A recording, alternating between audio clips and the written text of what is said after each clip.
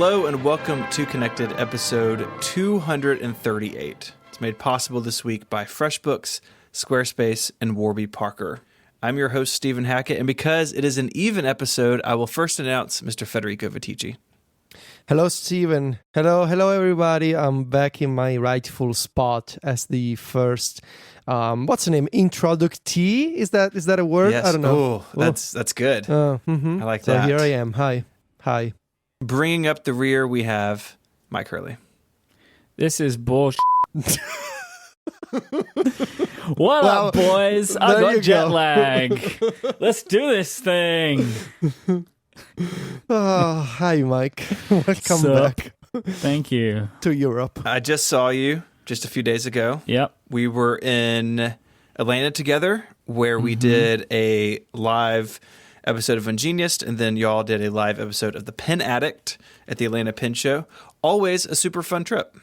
We'll put links to those in the show notes. Sure will. But we have some follow-up, and the first piece here says, Federico's whole childhood was a lie. So, Yes. What's happening? I made a very unsettling discovery.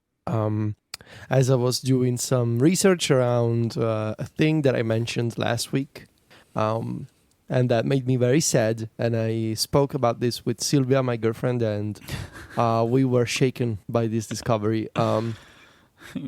So when Myke made a joke about the keyboard butler, and he said Keeves, and I didn't know why was that funny, and he mentioned how Jeeves is this butler figure from, I don't know, some movie or TV show, like, what's it from? Book series, and it's a book series and TV show. And I said, oh, like Ambrogio. And Ambrogio was this character, this butler, for the commercials of popular little chocolate thing. The Ferrero Rocher. You guys are familiar with those, right? Oh, you didn't have the ambassador ads? No. We had the lady. She was we call her like the lady in yellow or something. And she was the lady of the Ferrero Rocher. And Ambrogio was her butler, and he, drove the car and just randomly popped up to make sure that she had, her daily dose of Ferrero Rocher. That was what Ambrogio was meant to do, to supply her with Ferrero Rochers as much as possible. But what I discovered is that by just Googling Ambrogio, Ferrero Rocher, that kind of stuff, Ambrogio is a British man. Ambrogio is not Italian. Ambrogio is a British actor named Paul Williamson, who is still alive and he's very old at this point, but he's still, I think he's still working actually. And Ambrogio, not an Italian butler, but a British butler playing Italian. And I should have known, I guess at the time I didn't notice that there was voiceover going on. So I rewatched the commercials and you can tell that it's, even the actress, the lady, she's an American actress, I think. That's super interesting because I don't remember these ads. Like Ferrero Rocher, like there's this thing about the ambassador. It's like that was like the advertising campaign for my entire life. So it's strange that these were dubbed, but I don't know them because I would have expected that they would be the UK ads and then they dub them, right? Like that's what you would think, but I don't think that's what happened. Yeah. So Ambrogio, not an Italian butler, but just, whatever capitalism served in terms of actors and commercials. So very sad follow-up, very sad story. I feel like this is, it was one of the key figures of, my childhood in terms of TV consumption. The Ferrero Rocher commercial and Ambrogio. It's like a joke that people use in Italy. Like, literally like I used it last week. Right, when but you again, think of like, a butler. What I just said about Ambassador, you're spoiling us. That is a joke that people in the UK use. Right, like there were these fancy dinners at like the ambassador's house or whatever, and then someone will bring out like this pyramid tray of Ferrero Rocher, and someone will go, "Ambassador, you're spoiling us," and like that is like a thing that people say to each other. It's like a meme, right? It's like if someone's like you go to someone's house and they have like a bunch of like, "Oh, ambassador, you're spoiling us." So yeah. Yeah, or like when someone is bald and you call him Mr. Clean, stuff like that. Yeah, I mean, not so much, but sure. It's in that vein, sort of when commercials and advertisements. Well, I'm very, very sorry that we had to be the reason you found out that your entire childhood was a lie. Yeah. Also, Ferrero Rocher is not sponsoring this episode, so this is a true story. Okay, I'm glad we got that taken care of. It did remind me of Kate's awesome tweet where she illustrated Keeves presenting a iPad keyboard case on what appears to be a golden platter because that's what keyboards deserve to be presented on. Mm-hmm. Yeah. So. And I love the lettering in this artwork. Yeah. The 3D effect is very, very good. Yes. Mm-hmm. Kate is the official illustrator of Connected. Just there you go. Hands down. Perfect. We have some feedback about health kit data between multiple phones. I think this came up in Federico's multi-watch lifestyle section of the show. Yes. Oh, no, I think it was when we were talking about iCloud, like that you can't have health sync from iPhone to iPad, but it does sync from iPhone to iPhone. Yes. So Stefan corrected us saying it does sync between two iPhones, but that it is... this is quoting, ridiculously slow, so slow that you would think it doesn't work at all. Which I love. I love that phrasing. And I can add that I was told privately that it does merge, of course, between devices. So it syncs and it merges. It's kind of slow because I think it's due to the encryption going on, but it does work as we hoped it would. So even more so, it means it is technically possible for Apple to actually use this data on the iPad, even though the iPad will not capture any data, it can at least present it. So that would be technically possible already. Federico, let me ask you a question. You may not know the answer, but I know the A12 processor in the iPhone has that motion coprocessor. Does that just not exist on the iPad? I am not sure. I think it does not exist, but I would need to double check on the specs. It just popped in my head. I didn't mean to put you on the spot. But my feeling is it does not have that processor. Yeah. Okay. Yeah. I mean, I guess why would it, right? It's like it's tracking your steps. Although I think it also does some of the Ahoy telephone stuff. The Wikipedia page for the motion coprocessor says that it's in the A12X Bionic. Okay. So maybe it's there, but it's just not doing... It's used for different things. Yeah. So the function is to collect sensor data from integrated accelerometers, gyroscopes, and compasses, and offload the collecting and processing of sensor data from the main central processing unit. And the iPads still have that stuff in them. You can go for a walk with an iPad and use the iPad as a pedometer, I guess. I actually don't know. I actually don't know if you can do that though, right? Like it has the chip in it, but can you actually do that? I don't know. Yeah, this feels like underscore. Yeah, I was gonna say this feels like a question for underscore. You can strap an iPad to your chest and use it as a running app. You could actually install an iPhone. Oh my god! Underscore just joined the chat. We have summoned David Smith. And apparently it doesn't do step counting. No, that is one of the sad. craziest things that's ever happened. Why did that? David's just like, he's just like lurking somewhere. That was such a crazy thing to see. If you say his name, he will appear. Can we summon David on demand? Is that how this works? Interesting. Underscore as a service. Well, wow. he crushed my dream of strapping an iPad to my chest and using it as a step counter. You could still do that. It just wouldn't work as a step counter. I would look like a crazy person, but that's a different problem. It'd be like an Iron Man type thing. Kind of, yeah. Myke, tell us what's going on in the UK with Apple Music. Oh, I wonder where you were going with that. Like in general, I have no idea. I can't help you. Walk away from that. Easy. Nobody knows. Apple Music is finally available on the Echo in the UK. Congratulations. I haven't set it up because I decided I actually don't care about having it because I don't want to listen to music on my Gen 1 Echo or an Echo Dot. But it's available now. So I just wanted to follow up on something which is so ridiculous that Amazon takes so long to roll out features to other Echo products, but it's now available. And you have spent some time with an iPad mini, I believe. Yeah, a friend of mine, Thomas, at the Pen Show had it, and he brought like the iPad mini and the Apple Pencil, and it's a really great device. I just don't think it has a fit for me. Like, this is basically what you were saying too, right? You use it and like, if this looked like an iPad Pro, it would be a very different scenario. But like, so much of it feels like a step back from what I'm used to. Yeah. If you are an iPad mini owner, this is like a no-brainer upgrade. Totally. Because it moves super smooth, super fast. It looks fantastic, right? Like, it's got all of the stuff that you love about it. And, you know, so go for it. Like, it's wild. Like, go crazy. And the Apple Pencil is great on it, but the Apple Pencil is way too big. It just is disproportionately bonkers using an Apple Pencil that is about as big as the iPad mini. Like, that it just feels super weird to do that. But it's, you know, it's available if you want it. I think it's a good product, but I'm pleased I didn't get one because I wouldn't use it. Like, my multi-pad lifestyle setup is pretty set right now, and I don't need a device like this. But it is definitely a great upgrade for people that want that kind of device in their lives.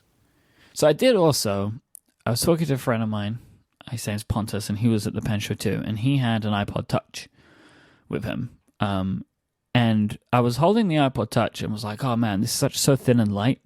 And then I remembered the fun fact about the thinnest iOS device, which is the new iPad. And it was funny because Brad had his iPad Pro to put them down on a table next to each other. And like, that device is thinner than this one, although you'd never believe it. Yeah. And it's just like and it's like a super thin difference. Like the difference is like minuscule, but it is possible to see it. But it's just hilarious when you're holding the iPod Touch, which is like, feels still like this impossibly thin and light product. It does. That it is no longer the thinnest iOS device. Both new iPads are thinner than it. It's almost as if device thickness is not a problem for USB-C, like some people think it is. They can go thinner and still go USB-C on the iPhone. Just holding out hope, endless hope. Well, I mean, irrespective of the iPads, other phones have USB-C. Mm-hmm. Like, maybe absolutely. Apple have like boxed themselves into a thermal corner with it, but it is definitely possible to put USB-C into phones. And this isn't a thing like, I'm not dying for them to do it. I would love them to do it. But if I have to wait another couple of years, I'll wait another couple of years. But I would really like to see USB-C come to the iPhone at some point. I just want one cable for everything. I had this while traveling this weekend, right? In a hotel, I have a multi-charger, and it's like, I have a USB-C cable for my iPad and my MacBook, but Lightning for my phone, and Lightning for my brother's iPad. We have all of the downsides of USB-C without the major upside. The only I was thinking about this, and it feels to me like the only upside of Lightning is that it is the existing connector, and 100%. Therefore, the only benefit is do not change it because it's gonna be annoying. But and I guess maybe you could argue that if you get a Lightning cable from Apple or one of the MI5 ones, it's always going to work irrespective of, data transfers or charging rates, those kinds of issues that maybe are still a problem with USB-C. I feel like they used to be a problem. I feel like the situation has gotten better on that front. Right. But everyone knows since we got USB 2x2 Super Speed XFL. Yeah, but good. I feel like now that once thick cable means also data transfers, standard cable just means charging. It's still confusing. So you could argue that Lightning is easier to understand, just get a Lightning cable. But also the Apple Lightning cables are terrible because they always break eventually after a few months. Like, everybody I know complains about the Lightning cables. Everybody. So now, thankfully, I just saw that Anker launched this week the first MI5 USB-C to Lightning cable. That's out on Amazon.com at least. But really, to me personally, I feel like the only benefit of keeping Lightning is keeping Lightning, so you don't have to change it. But, I would love to have USB-C. Not to the extent, though, that I've seen some people say, unless Apple puts USB-C in the next iPhone, I'm not going to buy the next iPhone. I'm not like that. I'm going to buy the next iPhone, even if it doesn't have USB-C. But, one can dream. I did just go to Anker's website, to get that, to get a link to the cable, which I put in the show notes. They actually link straight out to Amazon, which is kind of interesting to me. But they had a marketing hashtag, which I like, which is hashtag use Anker instead, which I just think is really friggin' good. That is good. That is a brand that understands themselves. Like their main thing here is like ditch your freebie charges. # use Anchor instead. It's very good. Yeah, because I like that. It's what people say. Yeah, I think Use that's very Anchor clever. instead. I like that. Yeah. I think that's good work, Anchor marketing people. Okay, so we have a bunch more stuff to talk about, but I want to tell you about our first sponsor. That is FreshBooks. Everyone likes to save time, and that's especially important when you're a freelancer. And our friends at FreshBooks can save you up to 192 hours with their simple cloud accounting software for freelancers. By simplifying tasks like invoicing, tracking expenses, and getting paid online, FreshBooks has drastically reduced the time it takes for over 10 million people to deal with their paperwork. FreshBooks has a couple of features I really love, as someone who has used FreshBooks long before they were a sponsor. One is automatic late payment email reminders. So if I've invoiced somebody and they have it paid, I don't have to go back and go back through the long list of invoices and try to track them down. FreshBooks will automatically send an email reminder to that person so I can spend less time chasing those payments. And likewise, when you do email a client an invoice, FreshBooks can even show you whether they've seen it or not. Sometimes you end up in a situation where, well, I'm not sure if they're on vacation or not, or maybe they saw it and they're just avoiding me. FreshBooks can tell you what's going on and put an end to that guessing game. If you're listening to this and not using FreshBooks yet, now is the time to try it. FreshBooks is offering an unrestricted 30-day free trial for listeners of this show with no credit card required. All you have to do is go to freshbooks.com/connected and enter the code CONNECTED in the How Did You Hear About Us section. Once again, that's freshbooks.com/connected. We thank FreshBooks for their support of this show and Relay FM. So, Stephen, you've been out in the field doing some serious testing for us. Can you do you want to report on your findings? Sure. So I'll put a link in the chat room as well. This link in the show notes is to a completely shattered Apple Watch Series 4. My Apple Watch Series 4. Did you finally do the drop test we've all been looking for? That's right. I said, you know what? My YouTube channel, it's not really growing the way I want it to. I should drop some stuff. No, that's not what happened. So I was on a bike ride yesterday wearing a helmet, because you should always wear a helmet when you're riding a bicycle. People who don't are just asking for trouble. Or electric skateboards. Or an electric skateboard. Or rollerblades. Or a spaceship. a spaceship. You should wear a helmet, Yeah, definitely. That's a good one. Gravitational boots. And not enough people talk about these days, Federico. I'm really pleased that you called that out, Yeah, for Spaceship sure. safety is a You're real concern. We want to get on the record about this. We believe in spaceship safety. We do. So I was on my road bike and I had a little tumble, and I learned a few things. One, fall detection on the Apple Watch does work if you crash a bicycle into the ground. Okay. Kind of laying there doing a self-assessment. I'm okay. Like, I sprained a wrist, but that's the worst of it. I was kind of checking, like, am I okay to get up? And because there's no one around, thankfully, because I'm sure it looked awesome. And all of a sudden, my watch, which I hadn't realized is broken at this point, is just going crazy, saying, hey, it looks like you've taken a hard fall. We're going to call emergency services and your contact information. How is it alerting you? Is it making a sound or like buzzing? Like, what's it doing? It is vibrating way harder and faster than I've ever noticed it doing. I don't know if it was making a sound or not. Actually, I have my watch on silent. I just don't recall if it was. I'm going to say yes, that it was making a noise, but I'm not positive. It probably was, because if you do the emergency SOS, it makes a sound, even if you have it silent. I didn't have my notes app out taking notes for the show in this moment as I'm pulling myself together. You're just not dedicated enough. I know. I'm sorry. And so then I picked my wrist up, and I realized that, A, my watch is totally shattered. And then I said, hey, yes, I'm okay. Please don't call 911 or my wife. Just going to end that now. And so fall detection works, and my watch is broken, but I have Apple Care Plus. Even though I don't wear this watch every day anymore, I do really like it for exercise tracking. And so I have an appointment later this week to get it swapped out. I have never met anybody that breaks as many Apple devices as you do. Yeah. It is unbelievable the amount of stuff that you break. It's true. I think every iPhone you have owned since I've known you, you've had to have repaired. I've broken several phones. This is also my second watch I've broken. Would you describe yourself as a clumsy person? No, I just happen to crash a bicycle every 18 months or so. For somebody who worships computers so to the level that you do, that you built a shrine. That's the thing. You right? need to break them to fully love them. if I don't see the insides of them, then it just doesn't mean anything.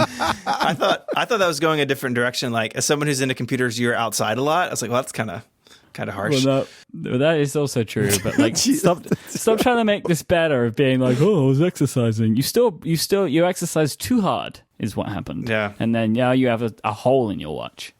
And my body. But I did break my original Apple Watch also working out. So, well, that I really wasn't working out. It was in the locker at the gym, and I dropped it out of the locker.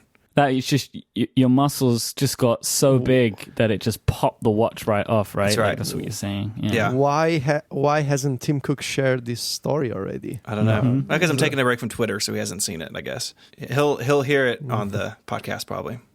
Sure. So yeah, that's all the story really is. Like I said, I'm pretty okay, a little banged up, but I'll survive. Wear a helmet. I would like our listeners to start a petition to please ask you to stop just being so aggressive. I mean, there has to be a different type of workout you can do. Yeah. You hurt yourself. You're always falling off that bike, man. Like, just please stop. No, I've had 2 crashes in like 4 years. It's a pretty good. Well, it's more than 0 crashes that I've had because I work out at home. I think it's time that we need to review our company life insurance. Oh, it's really good. Don't worry.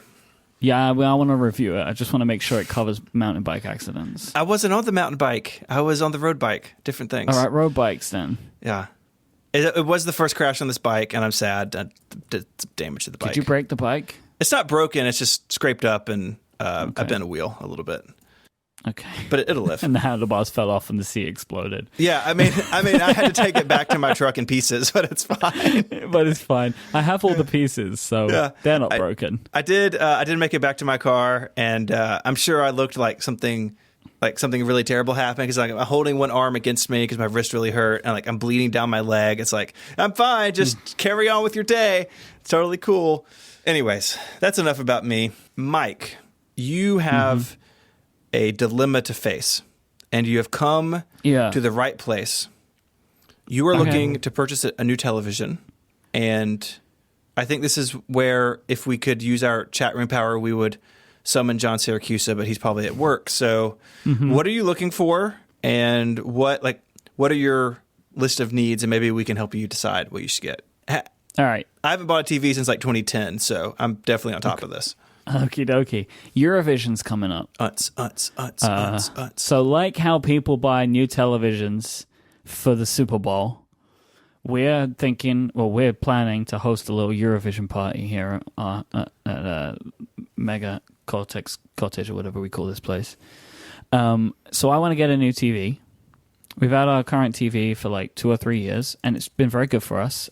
We have like a Panasonic something.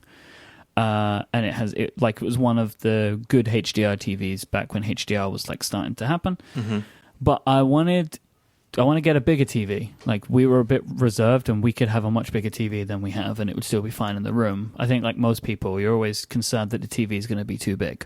Right. So I figured there's a lot of interesting stuff happening with HomeKit right now in TVs. 4K and HDR is getting better on all these TVs. Plus, we have an event coming up which is very television focused, so I want to get a new TV. And I don't know. I remember having this conversation. If everyone can cast their minds back to when this news started breaking around CES, that I said at some point I'm going to get to a point where I'm going to need a new TV, and I'm not going to have any idea what one to get based on all the features that are available. And here I am. I'm at that point, right? Because initially I thought the Samsung TVs would be the best ones because they have the TV app built into them. But I still want to use the Apple TV, so that's not important, right? Necessarily to have the TV app, especially now that we know that at some point, we know this now, like that the LG TVs and the other companies that I don't remember. Can anybody help me? What are the 3 companies? It's LG, Vizio, Sony, and Vizio. They're all getting the Apple TV app at some point. Yeah. So the most important thing for me then is HomeKit support, right? Okay. As well as, obviously, if it's a television, I want it to be a good television, like good panel, 4K HDR and all that stuff. But we assume that part's a given, right? Okay.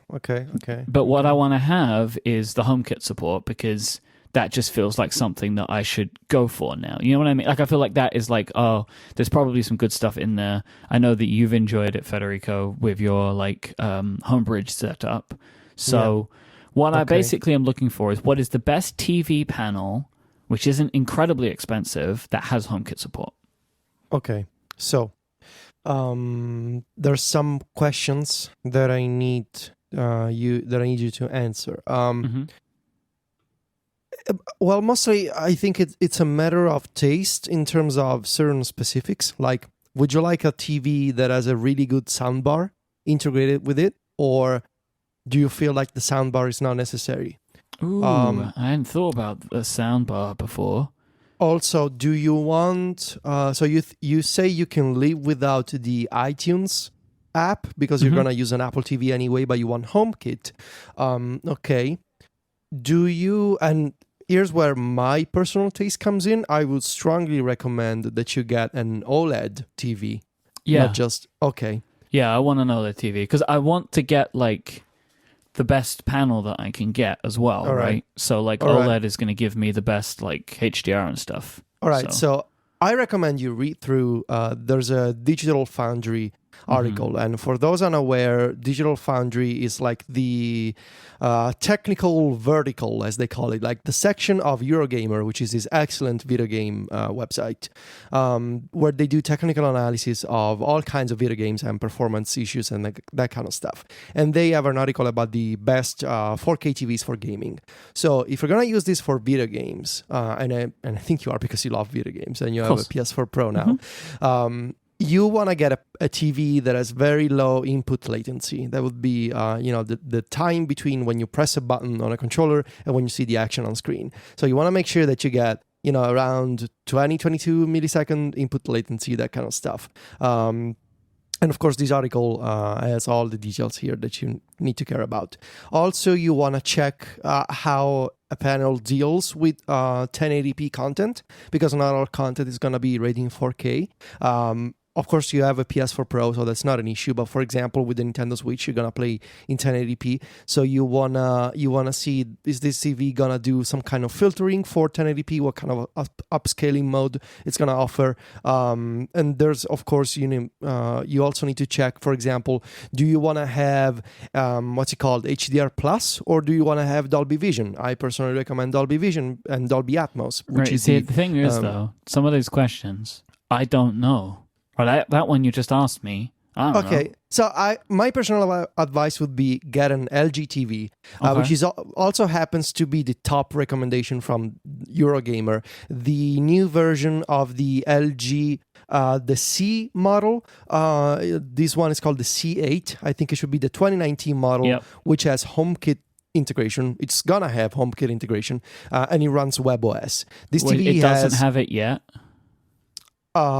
I don't think it has it yet, but LG promised that this is one of the models that's gonna get HomeKit via software update. The 2019 LG, I mean, it's on Apple's website, so Hey, so is AirPower, Mister. Hey-oh, there it is. Somebody ring the AirPower bell. Well, even if they don't deliver on this, you're still going to have Homebridge. But I understand you want to have the native integration. LG promised the 2019 models and beyond will have the native HomeKit support.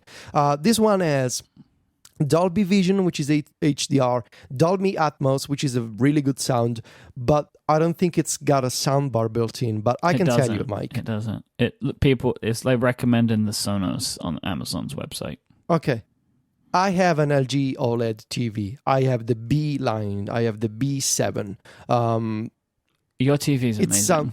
It sounds really good. You've seen it. It's a big panel. It looks fantastic. It's super fine for gaming. I have an Xbox One X. I have a PS4 Pro, and I have a Switch all hooked up to this TV, and it's beautiful. WebOS, personally, I've seen other Sony and Android TVs. I prefer WebOS. It's actually fast. It works okay.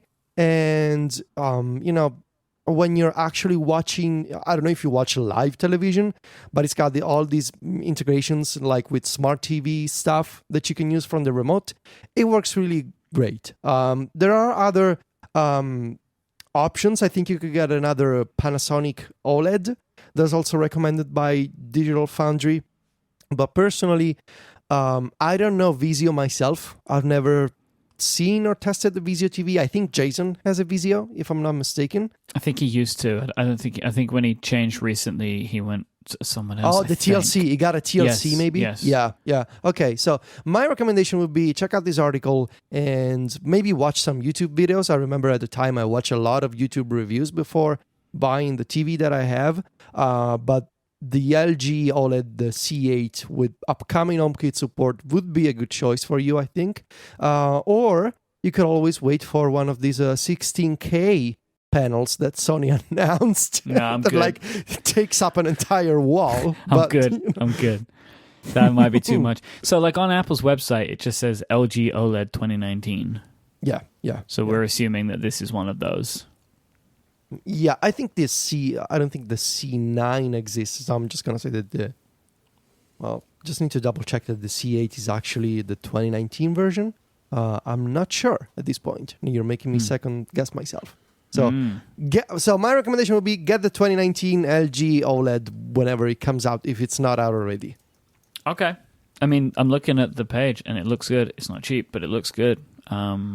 So this is probably what I'll do then. Really, like, I don't want to do a lot of research. What I want to happen is what just happened.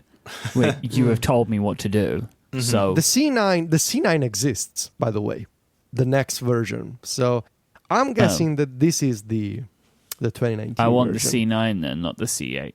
Let's see what it says. I'm on the webpage right now. Dolby Vision, Dolby Atmos, 4K. Yeah. Google. Oh, it's got Amazon integration, Google integration. It's got a bunch more stuff than my model. So this is the one that I want then, the C9. Yeah, I think this is the one from 2019. I will double check real quick for you, but yeah, I will go with this one. Well, you've got to assume that the C9 is more modern than the C8.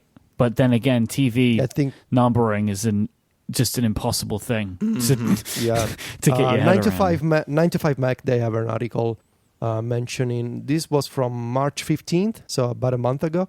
LG releasing first 2019 OLED TVs with HomeKit and AirPlay 2, which is also another thing you should care about. That's kind of what I meant with the HomeKit, is also the AirPlay 2. Next month. And the C9 models, 77 inches, 65 and 55. Yep. This is the one that I want then. So this is terrible news then, isn't it? Because I can only imagine that a brand new OLED TV that has just been released is very expensive. Yep. Be sure to buy it with my Amazon affiliate link, please. Straight up, that's the one in the show notes. I don't think it's on Amazon. Yeah, dude, I'm looking at it right here. But like in the we're not in the same country. Well, you could I could ship it to you. If it's of any consolation, Myke, that's exactly what I paid for my B7 when it was new. So okay, yeah. This one isn't even on Amazon in the UK yet. Yeah. Okay. Yeah, well, I didn't buy on Amazon either. I bought it from a store. Oh my god, that's expensive. Woof. Well, you asked for all the good things. No, I know. If I want to get all of the current new technology, then that's what I'm going to have to deal with. I know. But it's still really expensive. Yeah, I'm sorry.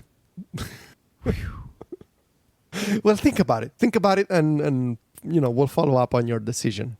Yeah, I'm going to look around. I don't know when I'm going to buy it, but break the news very gently to Adina. Well, she's interested in a new TV too.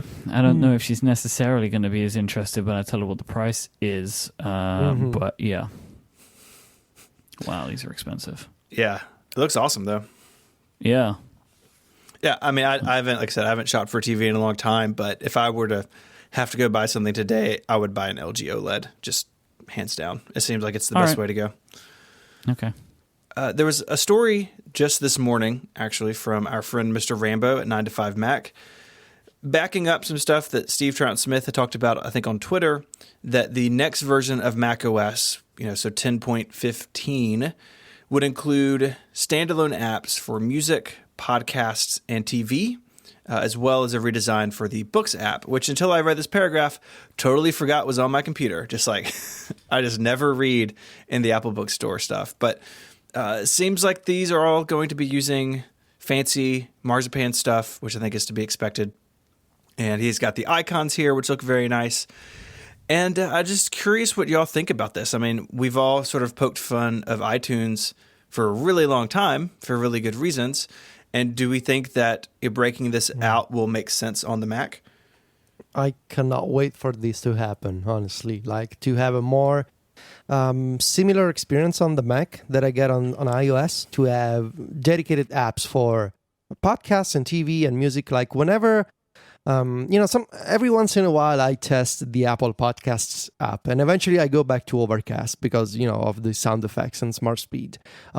But whenever I'm testing podcasts and I start listening on my iPhone and then I'm using my Mac Mini and I realize, I want to continue listening to this. And then I realize, well, I got to open iTunes. I'm like, nope, I don't want to open iTunes and wait for my episodes to sync. So I cannot wait for this to happen. I'm curious to see what Apple is going to do in terms of iTunes and specifically in terms of managing your music library. Because I do wonder if those who keep a collection of music files, is that feature going to remain separate from the music app? So is Apple going to do just an Apple Music client as a separate Marzipan app, or are they going to roll that feature into music? I don't think so. I don't think they will. I think they will keep iTunes around for this kind of stuff. But, one can dream that, eventually you will be able, both on the Mac and iOS, to actually import MP3s and that kind of stuff into your music library. But I have a feeling they'll just keep iTunes around. And that's about it. I think that's what's going to be the case. It doesn't match with the business model, right? Yeah.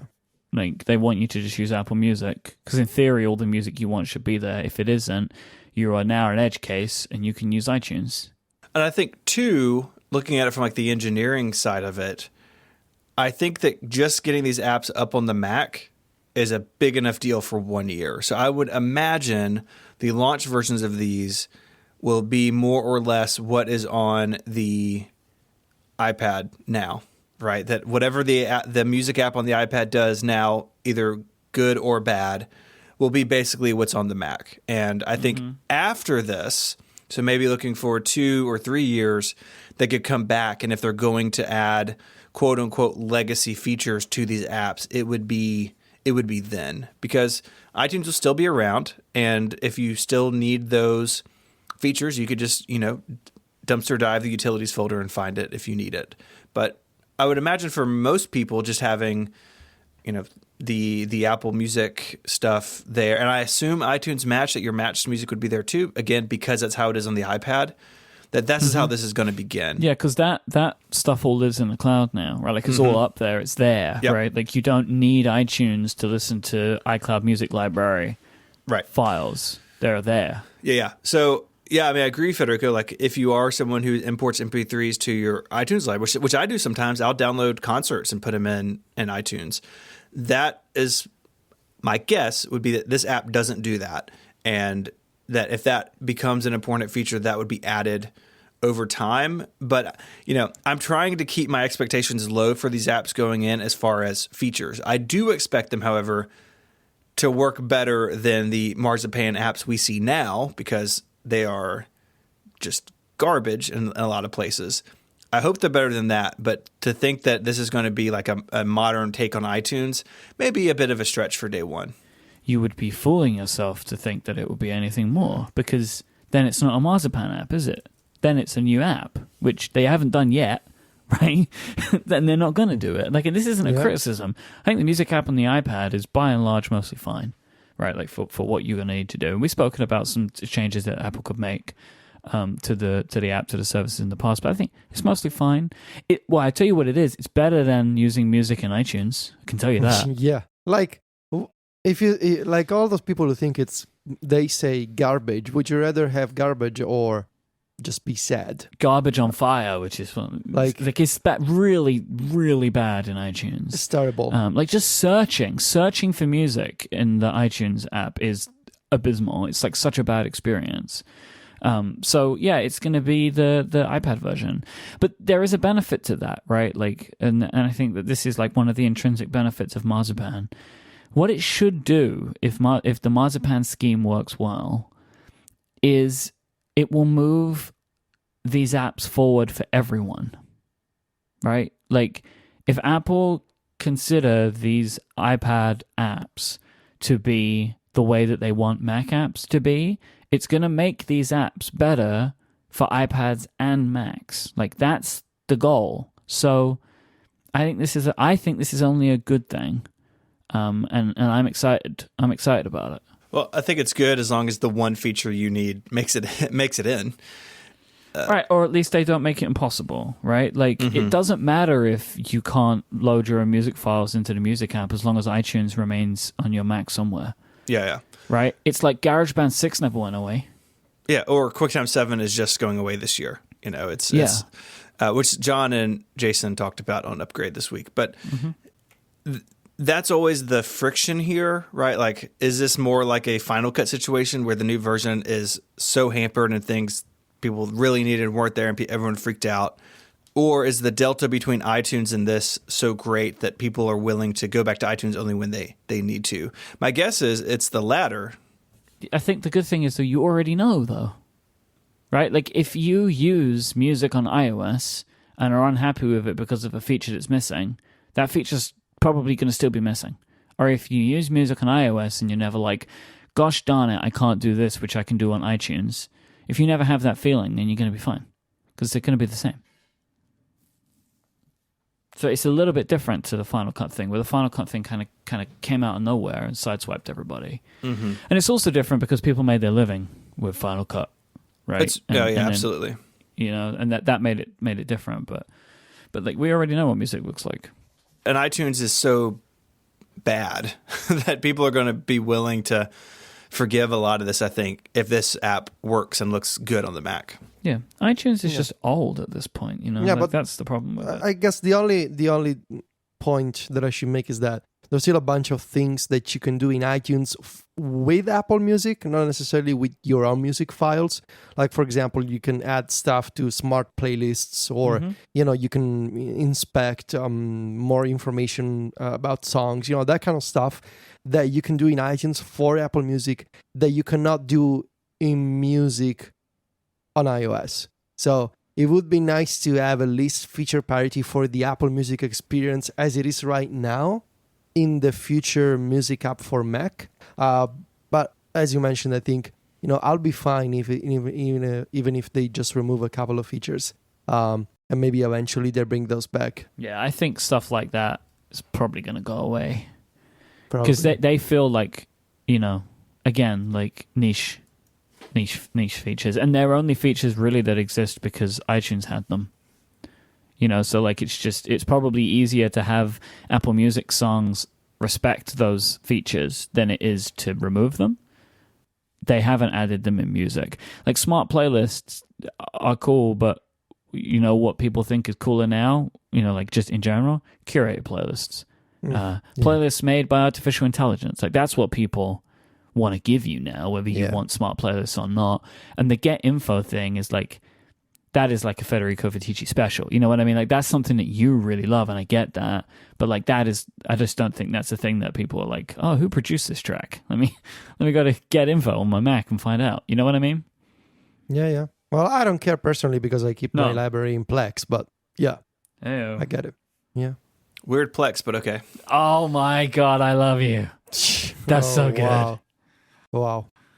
The books bit of this is interesting too. Again, this has been on the Mac now since Mavericks, I think, but it looks like a reworked version of books. Again, my assumption is Marzipan here, even though the article is a little... Man, remember Mavericks? Yeah, what the was wave. that all about? That was weird. What was that up? It was the last version of the old UI. What was new in Mavericks? Maps, maybe? Yes, all those Ma- apps. Yeah. Let's see. Maps and 512 books. pixels, Mavericks review. Maverick. Oh, was it the one? No, that was not it. With the new UI for opening and saving files with iCloud? With No, that iCloud? was Lion, I No, think. that was Is or it Mount called Lion, maybe. Books on Mojave, or is it iBooks? Because I'm running High It's called Sierra still. Books. It's called Okay. Books. You're still running High Sierra. Yeah. Why Even though? though I'm getting these like undismissible notifications now about upgrading to Mojave. You should just upgrade. It's totally fine. Yeah, I will. I just haven't. Like I'm at this point, it's just I'm on High Sierra for inertia, like rather than fear, because I have Mojave on my Mac Mini. So Mavericks brought iBooks and Maps and some updates to other things. Anyways, nothing wild. It did get rid of the leathering calendar, so that was good. It's good change. Back to the topic at hand. Books. This new version of Books will have support for audiobooks and have basically like a separate book and audiobook store, which I think makes sense. And kind of bringing it up to speed. Like I said earlier, I just don't ever use Apple Books for anything. I mean, I've got it, and I probably have a few things in there, but I've been on the Kindle for a really long time. I just wonder how many people are reading books on their Mac, whether this is important, or maybe audiobooks is... I feel like it's like a reference thing, like when you're working, right? That you've maybe read it on your iPad, and then you have your notes, and then you're sitting down at your Mac, and you've got your notes up, right? As opposed to like... I also find it like an interesting thought of somebody sitting on their MacBook and reading a whole novel. Like that just seems less than ideal for me, unless it's your only device that you have, right? That has the biggest screen, so you want to use that. But I don't imagine that it is an incredibly high use case, but like would be good for reference stuff. The adding of audiobooks is even funnier to me because I really can't imagine somebody listening to an audiobook sitting at a Mac. You're just sitting at your laptop listening. Yeah. That one seems even harder to me than like ebooks, but to each their own, you know. Yeah, it's probably the same people who play games on a Mac. So Those people don't exist though. well, just some of them. This episode of Connected is brought to you by our friends at Squarespace. Make your next move with Squarespace. It lets you easily create a website for your next idea with a unique domain name, award-winning templates, and more. So maybe you want to create an online store or have a portfolio to show off your work, or maybe you want to be like Federico and start a blog, or maybe you want to do all three of those things. Really ambitious. Squarespace is the all-in-one platform that lets you do all of that stuff. And there's nothing to install. There are no patches to worry about, no upgrades needed. You don't have to get a hat that says server admin on it. You just don't have to worry about that stuff because Squarespace has got it covered. They have award-winning 24/7 customer support if you need any help. And their system allows you to quickly and easily grab a unique domain name, and you can use it with one of those award-winning templates that are beautifully designed for you to show off your great ideas. I've got a friend who started a business a while back. I helped him get set up on a Squarespace site probably a month or so ago now. And I saw him just the last weekend, asked him how it was going, and he had gone in and changed a bunch of the colors and some of the layout stuff, and that was without me. I helped him get the ball rolling, and now he is taking and running with it because Squarespace tools are really easy for everybody to use. Their plans start at just $12 a month, but you can start a trial with no credit card required by going to squarespace.com/connected. And when you decide to sign up, use the offer code CONNECTED to get 10% off your first purchase of a website or domain and to show your support for this show. Once again, that's squarespace.com/connected and the code CONNECTED to get 10% off your first purchase. I'd like to thank Squarespace for their support. Squarespace, make your next move, make your next website. All right, so there is a Kickstarter campaign which is of interest to us and people that use iPads a lot. It is something called the TouchType Pro, and it is a kind of folio case that enables you to easily use a Apple Magic keyboard via a Bluetooth connection with the iPad Pro. And this Kickstarter campaign launched yesterday, I think. Yeah. But our friend, Mr. Federico Vitici, has a prototype model of this device. So we're going to talk about it.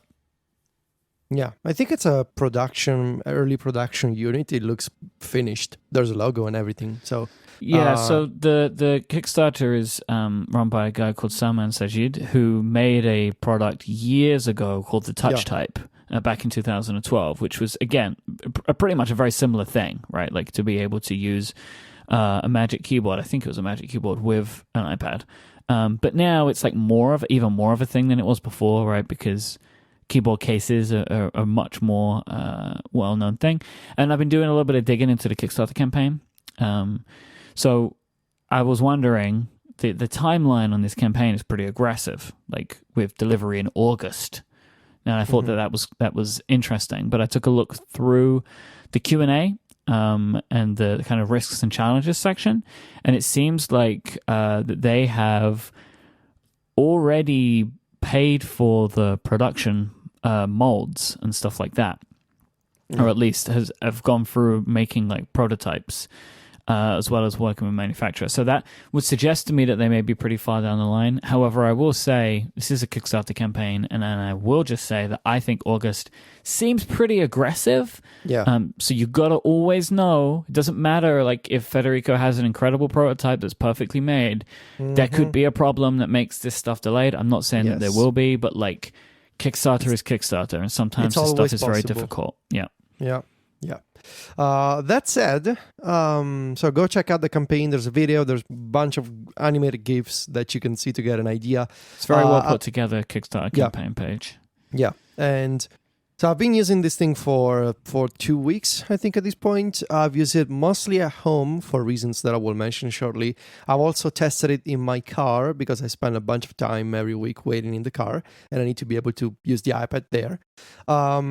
So this is kind of peculiar for an iPad accessory. So the way that this works is there's a folio case, as you mentioned. So you put the iPad into this plastic case.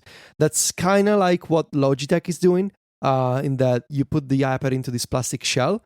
It's actually not a terrible experience because the top side has a long opening to make sure that you can charge the pencil. So that makes it easier to put it into the case and get it out of the case. And also to put it in and leave it there, like not be bothered that it's left there because you can still charge the pencil and stuff like that, right? Like you're more willing to want to keep it. Yeah, so exactly. So basically the entire top side when using landscape is free. So you can charge the pencil and it's going to be fine. But attached to the case is this folding cover that when it's closed, it wraps around the iPad. And also there's this final part of the cover that is actually like this folding, kind of like a folding flap that actually also covers the pencil. So when everything is closed, it covers the pencil keeps the pencil in place, and it ensures that when you put everything in your bag, for example, you will not find the pencil at the bottom of your bag. So it will secure and protect the pencil, and it actually works. But this cover, as we've seen it with other iPad folio covers before, also acts as a kickstand of sorts, in that when you place it on a desk, the cover it basically folds and creates like a stand in the back of the iPad. Now, the Magic Keyboard, the way that it plays into all of this is kind of ingenious in that there's a separate case for the Magic Keyboard. So you put the Magic Keyboard, the second generation model, not the old one, into the case. The case has this flexible magnetic attachment that reminds me a little of the old Razer keyboard for the first generation iPad Pro. It's got this flexible attachment that uses magnets to attach to the bottom of the iPad case. So the Magic Keyboard is attached magnetically to the front of the iPad. The cover, the main cover, you lay it down flat on your desk. You put the Magic Keyboard on top, and both inside the cover and into the Magic Keyboard case, there's magnets. And they create this kind of like a train track system where like you can slide the Magic Keyboard onto this cover to adjust the viewing angle of the iPad. So the cover combined with the Magic Keyboard, they make the iPad stand upright. And thanks to magnets, you can adjust the angle. So you can. And also, I guess one of the benefits of this one, as opposed to the Razer keyboard, is that the case extends so that even the Magic Keyboard, when it's connected to the iPad, is supported by the case underneath, right? So it's probably easier to use on your lap, because the Razer keyboard, it just wanted to fall apart all the time. Yeah, because the kickstand was an actual kickstand made of metal in the back. Yeah. So there was nothing supporting the connection between the keyboard and the iPad case. Yeah. And really, it's one of those things you just got to take a look at the picture and the video to get an idea, because when you describe it in words, it's just a bunch of words. It's really easy to understand once you see it. And I guess there's also this. What also makes it unique is that if you don't want to use the Magic Keyboard, of course, you can detach it, because there's a, it attaches via magnets. Of course, it does not use the smart connector. This is all Bluetooth. The Magic Keyboard is a Bluetooth keyboard. So you can detach it and use it. For example, you can keep the iPad on your table and use the Magic Keyboard on your lap if you wish to do so. But also what you can do if you're done working, for example, and you want to put everything away, you can fold the Magic Keyboard behind the iPad. So between the iPad and the case, you can hide the Magic Keyboard beneath the iPad, then close the cover, and you end up with this integrated, like, unique package that looks like a sandwich. It's like iPad, keyboard, cover, everything together. It's of course, it adds a bunch of weight and bulk to the iPad. It's a little bulky, yeah.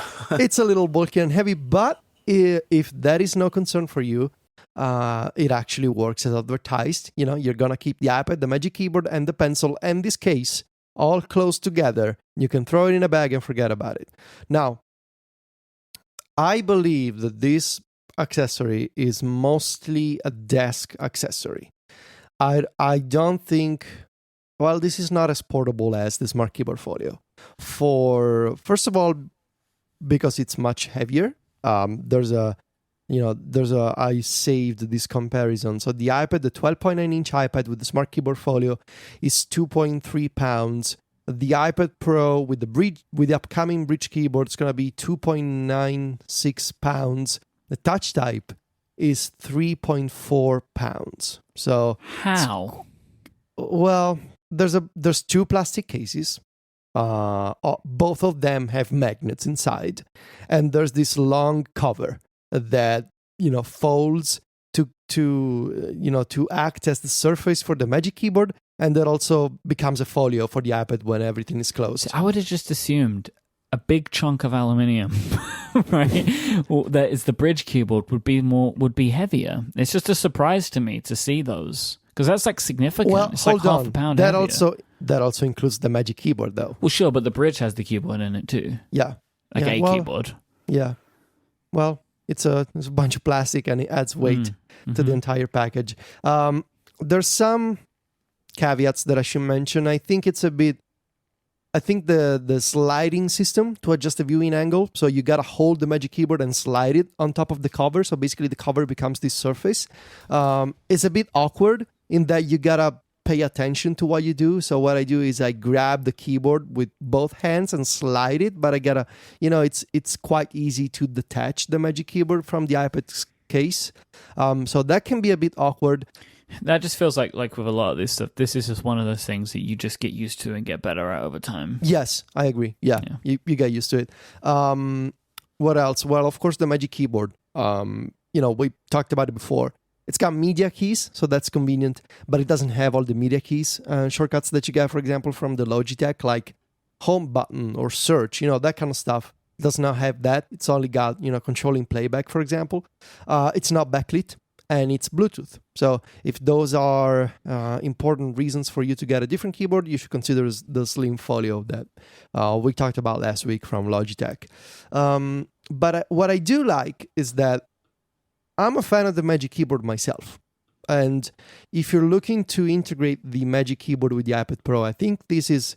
And if you're willing to accept that this is mostly going to be a desk device, because of the weight concerns and because it becomes a really bulky package. When you close it all together. I'll try and have a picture in the show notes. It's thick. Let me ask you though, like, how comfortable and easy is it to use on your lap? I think it's better on compared to the Smart Folio. Well, I think the Smart Folio is better on your lap because there's fewer moving parts. Right. For a desk, I think it's so much better because you're getting a better keyboard and because it everything's a bit more stable on a desk. I think it's fine on your lap. I don't think it's terrible. I still think the Smart Keyboard Folio is better because there's fewer moving parts. I've been using it mostly at my desk or at the kitchen table, and I like it because I can type faster on the Magic Keyboard than the Keyboard Folio. I've told you guys. Let me ask you about that with the desk then. So I use a stand and a Magic Keyboard. Is that not better than a case and a Magic Keyboard? So, with the stand, you mean like something that increases the height of the iPad Pro? I use the Clear Look stand, right, which is one of the many stands that I found, and this was the one that I liked the most. And with that, I have height adjustment as well as angle adjustment. Okay. And I can then use the Magic Keyboard. Okay, so with this thing, you're still going to have to look down. Yeah. Because it's, it doesn't adjust the height of the iPad Pro. I guess I should mention that because of the opening of the case on the longer side, you can remove the iPad from the case and put it in portrait mode. If you, there's a photo of this, I think, or maybe it's shown in the video. It makes me very nervous. It's going to topple over. Yeah. This is not a replacement for that kind of setup. So if you need height adjustment to prevent things like neck strain, for example, I think you should stay with your setup, Myke, because if you look down, for several hours, you're gonna feel that. And I also, the difference when you use a stand, you need to reach for the screen. With this thing, I feel like it's a bit more comfortable because you can keep your elbows on a table and just touch the iPad. I think it's a bit easier, maybe, than just using a vertical stand. I don't know. So with this thing, you're gonna have to look down. Because it doesn't adjust the height of the iPad Pro. So for your personal use case, I would suggest not to get this thing. Yeah, this product is not for me at all. Just like in talking to you, it's like it's too heavy for me to want to carry around with me, and it looks like super bulky, because it's got the Magic Keyboard, which is a thick thing, and then at home, it's not going to provide me with what I want anyway, because I'm trying to reduce the amount of time that I'm sitting at a desk and looking down. I want to have to be able to look in front of me. I just find that more comfortable. And I find that using the Apple Pencil, I can mostly keep my arms on the table anyway. I just reach up and just tap something. Okay. I can see the appeal of this product for some people, but I don't think that this one's for me. It also is part of I don't love the Magic Keyboard. I don't love the Magic Keyboard. It's fine. Okay. Mm-hmm. I do like it. It is interesting. This case is the newest in a long line of products that try to marry the iPad and Apple's Bluetooth keyboard. There was the in-case origami workstation back forever ago. Amazon tells me I purchased it in 2012. That was the keyboard snapped into it, and the original iPad went into it. Studio Neat did the canopy, which kind of doesn't work with modern iPads really well with the thin bezels. Yeah. I wish it did. But you kind of have to set something in there so the bottom isn't below the keyboard, and I wish there were some. How does this thing do with that? Oh, it's totally fine. Okay, because the case is thicker at the bottom, there's a so separation that it elevates as well between the two, right? Yeah. Mm-hmm. There's a separation. Also, the plastic case at the on the bottom edge is thicker and wider, so that it sort of extends the iPad a bit more vertically, so that the home indicator does not interfere with the Magic Keyboard. But also, there's a distance between them because there's the attachment, so it's totally fine. Okay. I like it myself, despite the, it's nice that. Because I travel just once a week now, not twice a week. I mostly work with the iPad Pro when I'm at home these days. And so it's nice that I can just open this, get work done for 5-6 hours, close everything, and charge via USB-C. And I never have to take out the individual parts. When I travel, I use the Smart Keyboard Folio, or if I want to type on my lap, I use the Smart Keyboard Folio, which as I confessed, I think last week I've been using more. So my recommendation would be, if you love the Magic Keyboard, and if you use your iPad Pro at a desk, and if you like this idea of integrating the two in a single package, I think you should consider this one. There's other ways that you can use the Magic Keyboard with an iPad Pro. I think none of them are as, putting together both parts, the iPad Pro and the Magic Keyboard. They do that as well as this one does. There's as I mentioned, it can be a bit awkward to adjust the viewing angle, and you're still gonna be stuck with Bluetooth, so you don't get the simplicity of the Smart Keyboard Folio. But if you work at a desk, I think it's a very clever idea, and I think it's very well done. So go check out the Kickstarter campaign and make sure to take a look at the video and the pictures to get a better idea whether this is for you or not. I think it is a very good idea with a lot of really interesting details. Yeah. Like the magnetic stuff in the case is really good because you get almost, infinite degrees of, you can find what works just right for you. But like, this just isn't for my personal ergonomic needs, but that doesn't mean that it's not for yours, right? Like if you're sitting and using the Smart Folio all day, every day, sitting at a desk, maybe this is a better option than that one. But if you're like me, as somebody who's trying to use the Smart Folio less when I'm working, this isn't going to give me what I want. Yeah, I agree. This is not for you, but I bet there's a bunch of people out there who like the Magic Keyboard, or maybe just own the Magic Keyboard, don't want to buy another keyboard, and they could consider this case to sort of integrate the two of them together in a better way than other solutions right now. So if you're that type of person, I say go check out the campaign, watch the video, and then maybe consider the 12.9-inch version or the 11-inch version. And I think I saw on Reddit that if you order the 11-inch version and then later change your mind, you can still swap it for a 10.5-inch version for the old iPad Pro. I think there's an FAQ about this somewhere. So, go check out the campaign, watch the video, make sure that you also watch the GIFs because they really do give you an idea of how this works.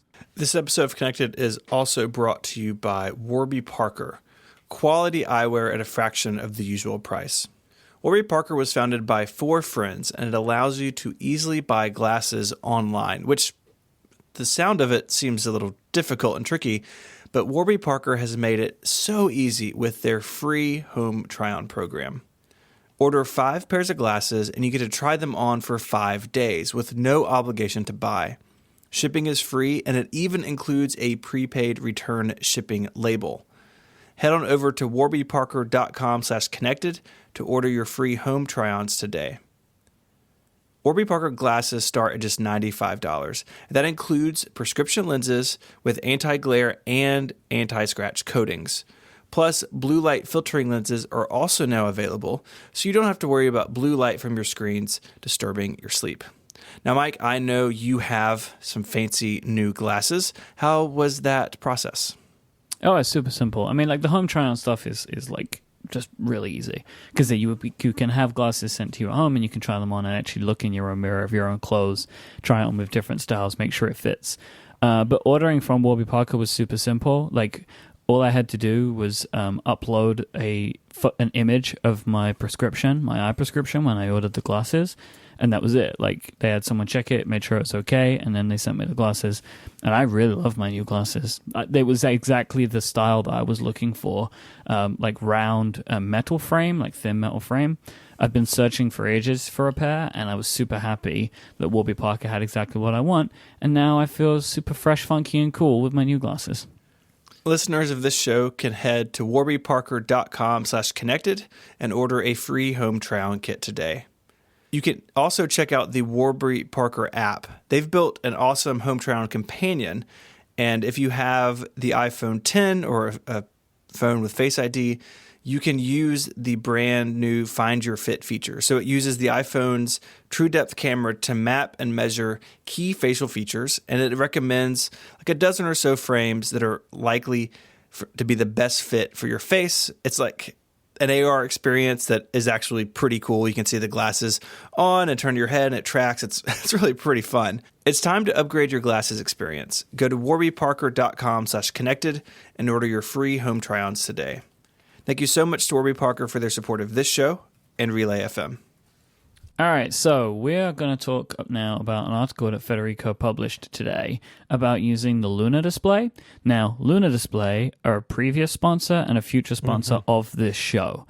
They do not know that we're talking about this today, nor have they paid us to have this conversation. Everything we speak about today is outside of any previous arrangement we have with them. Understandably, if you want to take this conversation with a grain of salt, that's fine. But this discussion is as unbiased as we can make them, but everyone has biases. Bias is a thing. You have to accept that bias exists. But, so I just want to say all of that. We're going to talk about what it's like to use this thing. It's probably going to sound like some of the stuff we've been talking about when we've done ads, because in the ads we talk about how we use it. But this is not sponsored content.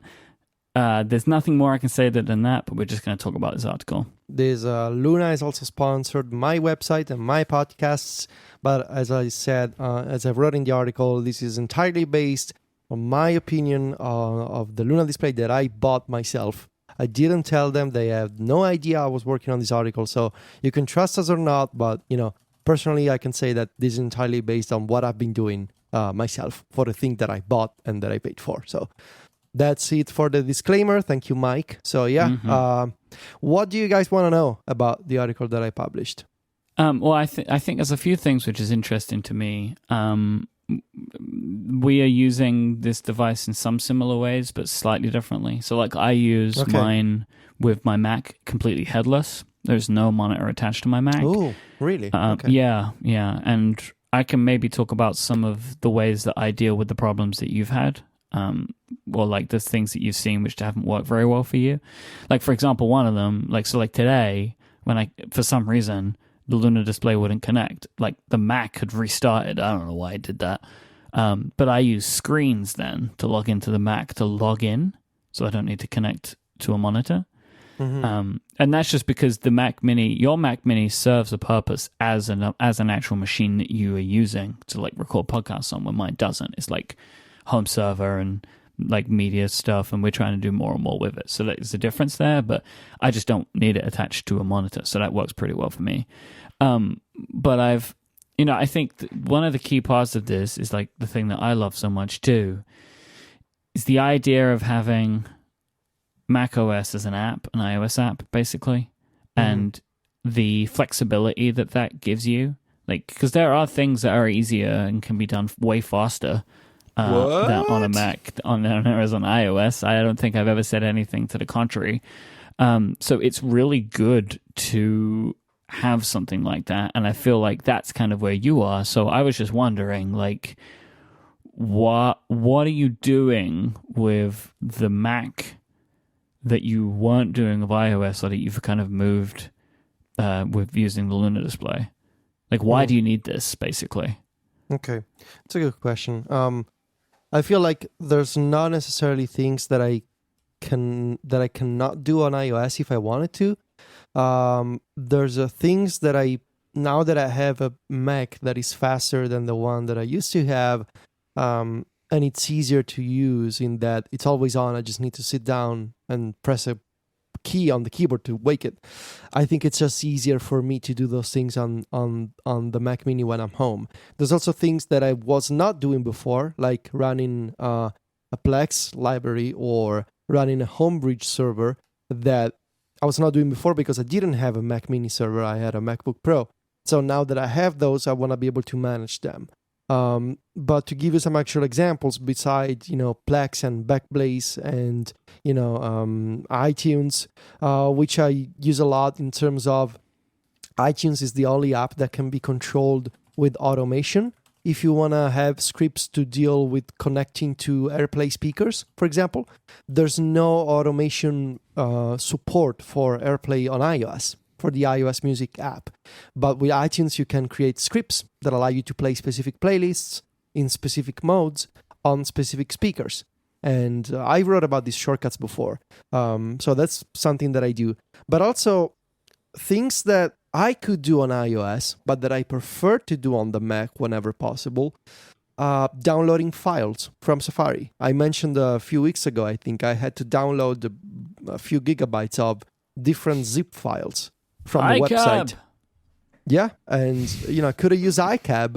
It's just easier to use Safari on the Mac to just, because it's got a download manager. You just click the links and you download a bunch of files and you can see the progress. And that's it. Or for whatever reason, you gave me this tip, Michael, a few months ago. If you try and copy rich text from Evernote on iOS and paste that text in Google Docs on iOS, it'll lose all of your formatting. If you copy rich text from Evernote on the Mac and paste it in Safari, Google Docs on the Mac, it keeps the exact same formatting that, rich text, all your lists, all your indentation, everything is fine. Because rich text just does not work on iOS. Although, as we know, it's worse if you try and have Zapier do that pasting for you, right? It is worse because I Federico set up an automation, as he sometimes will do recently, where he would be able to send something from Evernote to Google Docs via a Zapier action of some description. Zapier is like the IFTTT on steroids, basically. Mm-hmm. For reasons unknown to everybody, when this would happen, it would paste in the formatted text correctly from Evernote, but remove the formatting of everything else in the document. Yes. And this is one of those funny things where I say to Federico, I think your script has broken everything. And he's like, there's no way it could do that. And I was like, I understand, but let's look at this together. And then he's like, oh. and I don't know if you ever found out why that happened, but like there was a link. I told Zapier. I told them. And their response was, that was, I love Zapier, but that was kind of annoying. Like, I'm a paying customer, and if you know how much Zapier costs, it's not cheap. And the response was to the extent of, yeah, we're aware of this. Can you go through this form and send us a bunch of details about all that you did? It's like, I understand what these processes are like, but can't you just look in my account and do it for me? Because I really don't have the time to sit down and file a radar, essentially, for Zapier. Anyway, I love Zapier. It's just, maybe they'll figure it out without my help because, I forget about these things. Anyway, so they know, but I don't know what the problem is, but they do, apparently. So anyway, the article that I published is this idea of using the Luna display on my iPad Pro to access the Mac Mini and therefore macOS when I need it, but trying to find ways to optimize this experience and sort of making it easier and faster and a bit more flexible maybe to use macOS on the iPad through the Luna display. So little scripts, little, shortcuts, little enhancements that I come up to make it better than the default experience. I think that would be, One of the things that I found really fascinating was the accessibility keyboard, which I didn't even know existed. Yeah. So I think this was something that I discovered last year. And, I always put off and, those things that you're like, one day I'm going to experiment with this. So the idea is that there's a whole suite of accessibility features on macOS and iOS. But on macOS, one of them is the accessibility keyboard, which by default, it is an on-screen QWERTY keyboard. It's a standard keyboard for folks with physical and motor impairments that want to be able to type, but using an on-screen keyboard rather than a physical keyboard. What's great about this is that, as many accessibility features often do, it goes beyond the traditional realm of accessibility because it allows you to customize the entire thing for whatever need you may have. And what you can do with the accessibility keyboard is create multiple panels. They're called panels, these keyboards. And there's a free app that is built and available right on your Mac called Panel Editor. And it lets you design your own keyboard. It lets you design your own custom on-screen keyboard that can be a standard keyboard or can be just a collection of buttons. And those buttons you create, there's like this, it looks like an image editor. You have a grid, you have a canvas, and you can create these buttons. And to each button, you can assign a label, you can modify the size, but then you can assign an action so that when it's clicked, it does something.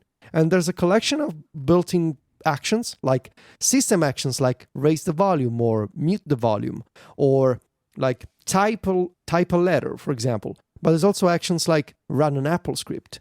And that's when things got interesting for me, because what I wanted to have was, so I was using the Luna display on the iPad Pro, and I realized there's a bunch of actions that I could do easily on a Mac with the media keys, for example, of the Magic Keyboard.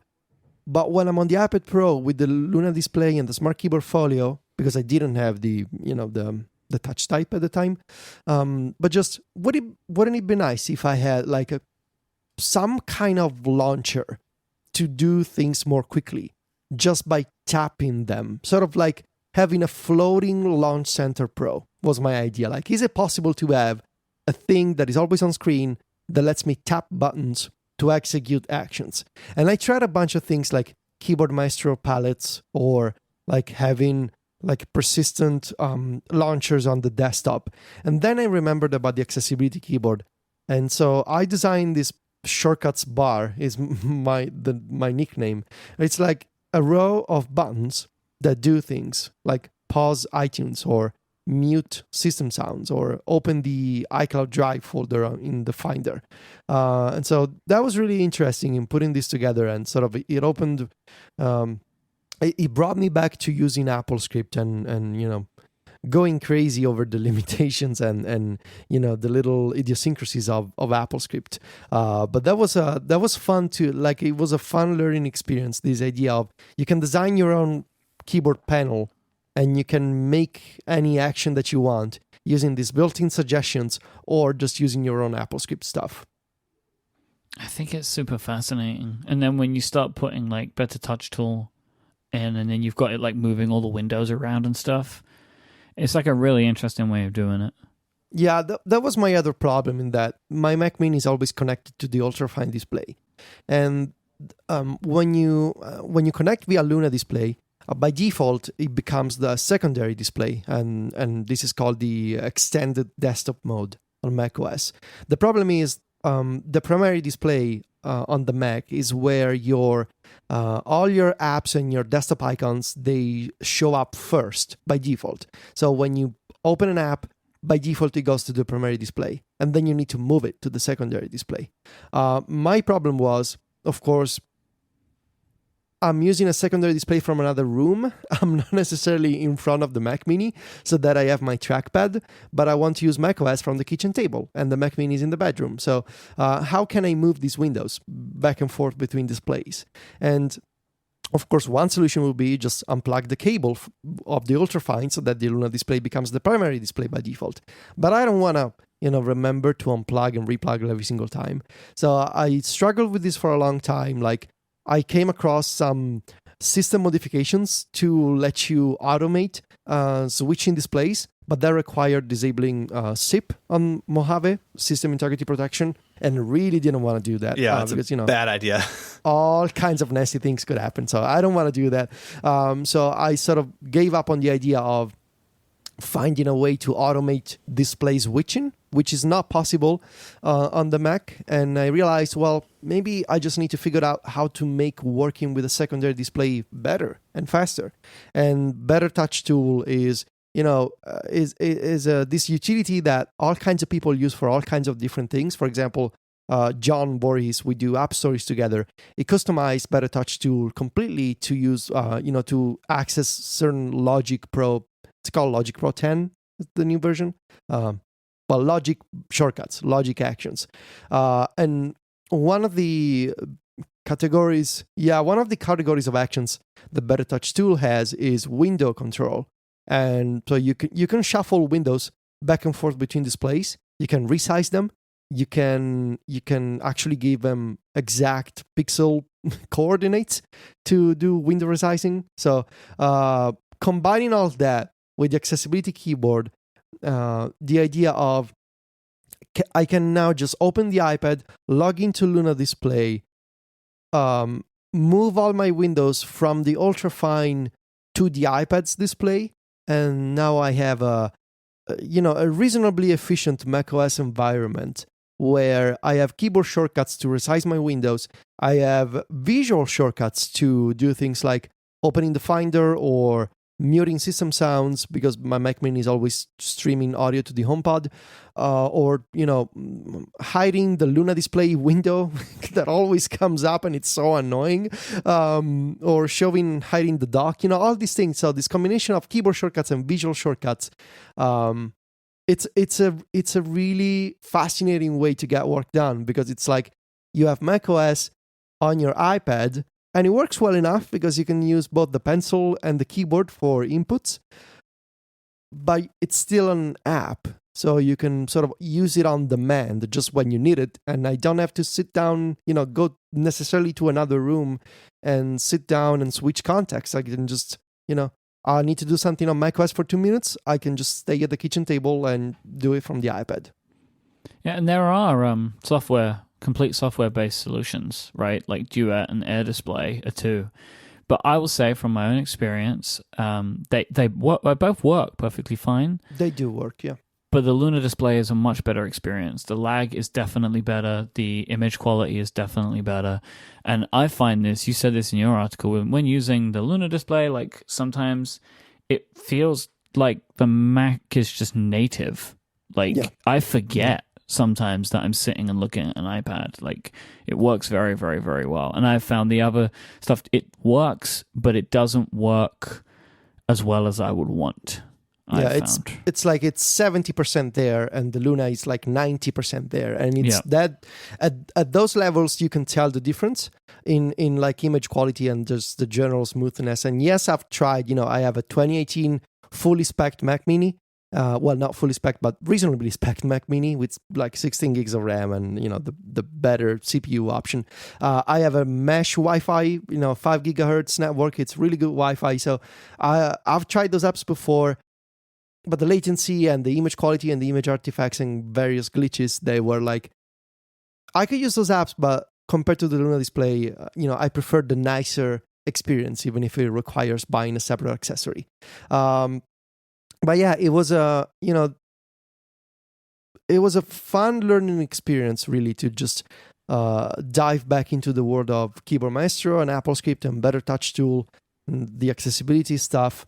And I guess what I tried to say in the conclusion of the article was that maybe someday we will have this kind of Apple laptop that can do, it's got the app ecosystem of iOS and, the intuitive interactions of iOS, but also this idea that you can personalize everything and that you get access to these really technical and really powerful apps and utilities such as macOS. Maybe one day there will be a thing that you can buy and actually, it runs on Apple OS. But until that happens, and I reckon it'll be a while, this mixed sort of hybrid environment, it works pretty well. Now, you can do this via VNC software. You can do this with other wireless display apps like Duet and Air Display. Yeah, like all of the stuff that Federico's talking about, you don't need a Luna Display to do it. Yeah. Right? Like to be able to use like the Better Touch tool stuff, the accessibility keyboard stuff, right? Like that's all running on the Mac. It's just like what is your portal to it? I use this stuff when I'm using the Mac physically in front of my Mac Mini as well. Like I have the accessibility keyboard shown in front of me right now, and I have Better Touch tool keyboard shortcuts set up for the Mac, for the ultrafine display. So all of these things, you can use them. You don't need, But it is a strong personal preference from both of us that the best experience, the most native feeling experience, is the Luna display to do it. Yeah, and I like nice things. I like the best options, and it's just the image quality that you get with the Luna. It's just something that I prefer. But yeah, so was fun to write about Mac stuff again for sure. It's like a story. You wrote like a story about the Mac. What could you call that website? Yeah, well, that's a good domain name. Yeah, Storymax.com. Now that I've done this, because it was like 2 months late, I gotta, there's this, I'm going back to more traditional iPad stories, hopefully before WWDC, so we'll see. There's there's kind of a, no big deal, well, like a 10-year anniversary coming up next week, so after that, it's all wrapped. Next week? Yeah. Wow. We have a lot of things planned. At Mac Stories, it'll be the 10-year anniversary. So I usually don't like, these kinds of like self-celebrations, but, it's 10 years. We're doing a few things. So starting Monday, there'll be things on Mac Stories. But yeah, after that, it's all... You'll be happy to know that I just registered StoryMax.com. Thank you. Otherwise, somebody else would have. I will direct to your website. Thank you. StoryMax. But yeah, so after that, I will be back to traditional iPad coverage for a while. So this was fun, though. It was really fun. I think that about does it. If you want to find links to stuff we talked about, including Federico's awesome article about this Luna display Mac iPad hybrid madness, head over to the website, relay.fm/connected/238. I'd like to mention, too, we have a handful of tickets left to our WWDC show. So if you haven't bought a ticket and you're going to be in San Jose that first week of June, we'd love to have you at the show. So that link will be there as well. We're about like 90% sold out, so it's not many tickets left. So if you're going to be there, you want one. It's now's your time. That's what you're saying. Yeah, you want to be there because my surprise is complete and just waiting for this event to happen. So really worries me. Anxiety that I feel. It's just I'm palpable. now in the planning stages for how the surprise will be revealed. There will be games involved. The audience will participate actively in this. So you want to be there. Trust me. It's putting a lot of work into this. Don't like worry, it's all safe content. It's all, all safe and funny and in good spirits. So. Do we have to wear helmets? No. But you two will participate, but in a different way than the audience. So you'll That's see. the part I'm scared about. Yeah. This is what I'd assumed. I will not ask you to jump off a platform like Phil Schiller. That's good. Our insurance doesn't allow that anyways. Okay. You can get in touch with us via email if you have feedback or follow-up. There's a link there on the sidebar on the webpage. Or you can find us on Twitter. You can follow Federico there as Viticci, Viticci. And as we mentioned, Federico's site, Mac Stories, turns 10 next week. I've gotten a sneak peek at some of the stuff that is being planned, and you don't want to miss it. It's going to be a lot of fun.